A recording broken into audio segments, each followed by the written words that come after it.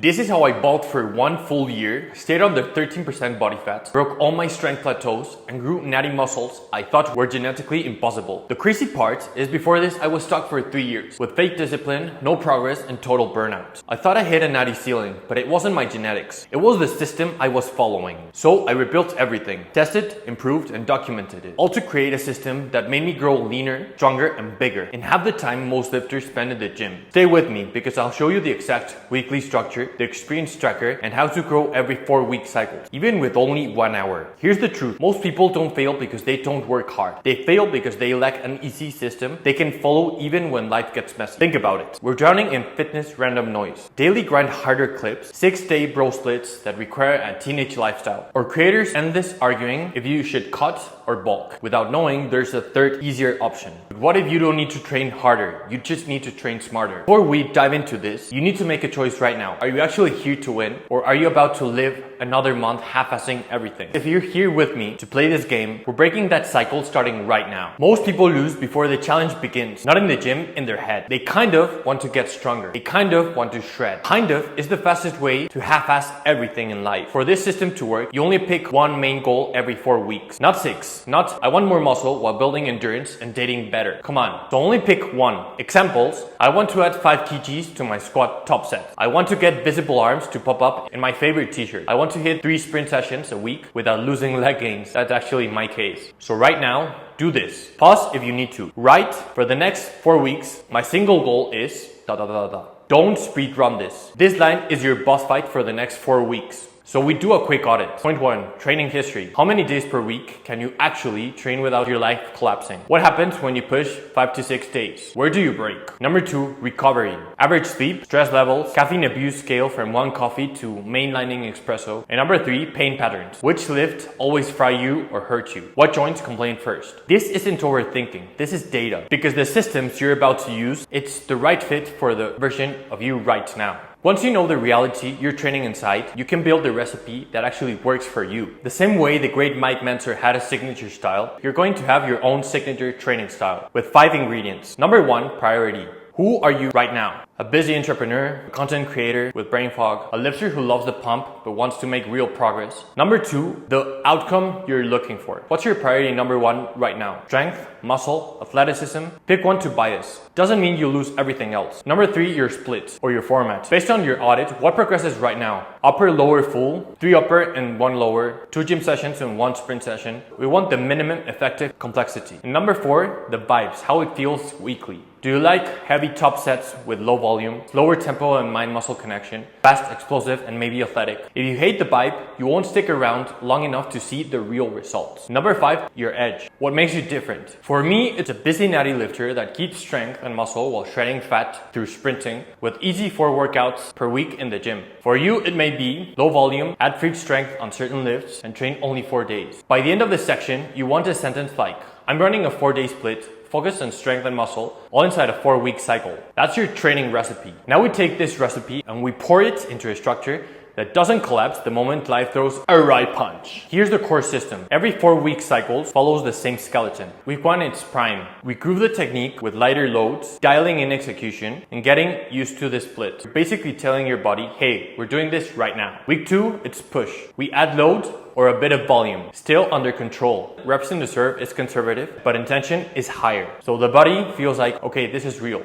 Week 3, it's peak. The heaviest intensities with the lowest volumes. We do top hard sets and we rest like a diva in between them. We show the plates and the gym what we're made of. And week 4 is deload. We cut the volume, sometimes intensity, same movements and less work to let your joints and your nervous system breathe. We cash out the adaptation. And now the fun part, the weekly experience tracker. Every session, you earn a performance experience for hitting the plan and improving, and a recovery weekly experience for stopping when you should and not ego lifting all the time. This 100% prevents burnout. By the end of the week, your experience bar should tell you the truth. Did you actually move forward, or did you just suffer without direction? If you want the exact template with experience bars, I built a 4-weekly challenge plan you can duplicate and start using today. I wanted to show how this feels in real life, Now comes the part where most systems fail: execution. For every session, step 1 is to set a micro goal. Before you touch a weight, remember, what am I improving today? Examples: add 2.5 kgs to my top set, keep technique perfect at the same load, adjust move and protect my joints. I had a bad night's sleep, I'll just adapt. One sentence and that's it. If you have no goal, your brain goes on autopilot. And step 2, train inside the cycle. You respect whether it's a prime, push, peak or deload week. No random maxing. That's how you sabotage future you. And step 3, answer. Today what worked? What felt tough? And what's the next tweak for my next workout? We're not writing a novel. We're just giving future you enough data to not repeat the same mistakes. Do this for each session and you basically create a training lab where you're the experiment and the scientist at the same time. Now, what stops all this from turning into a burnout 2.0? Here's where my past self would have rolled his eyes and skipped ahead. Deloads are for the weak, bruh. Yeah, enjoy your chronic tendonitis and dead libido. We build anti-burnout logic into the cycle. If your fatigue and mood scores are trashed 3 days in a row, you reduce 1 set per lift. If you hit peak week and everything feels like hot garbage, you treat this as data and adjust for the next cycle. Not as I just suck. If joints complain on a specific exercise, you stop the movement, not the goal. The rule is we protect the cycle. Your ego always wants to peak every session. We listen to the body and then we train the ego to chill. Okay, that's the internal game. Now let's add something the brain really responds to: other humans watching.